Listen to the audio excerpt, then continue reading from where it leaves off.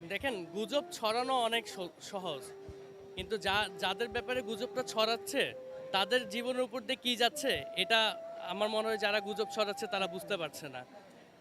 কোনো কেউ যারা শহীদ হয়েছে তারা তাদের সর্বোচ্চ আত্মত্যাগ করেছে। এখন কেউ তাদেরকে তাদের কবর জিয়ারত করতে গিয়েছে কিনা বা কেউ যাচ্ছে কিনা এটার কারণে তার আত্মত্যাগ কোনো অংশেই কম হতে পারে না। তার যে আত্মত্যাগ দিয়েছে তারা তাদের জীবনের সর্বোচ্চ আত্মত্যাগ দিয়ে তাদের জীবন দিয়েছে, এর বেশি আত্মত্যাগ তো আর হতে পারে না। তো বাংলাদেশের কাছে তাদের সম্মান সবসময়ই সর্বোচ্চ থাকবে এবং বাংলাদেশের সরকারকে এটি এনশিওর করতে হবে যে তাদের সম্মান তারা যাতে তাদের প্রাপ্য অধিকারটুকু তাদের ফ্যামিলিরা যাতে পায়। যারা এইসব গুজব রটাচ্ছে আমি আহ্বান করব সরকারের কাছে, যারা আছেন দায়িত্বরত সকলের কাছে এইসব ব্যাপারে স্ট্রিক্ট অ্যাকশন নেওয়ার জন্য। আপনারা আমাকে যদি আমার ভাই শহীদ হয়েছে এটা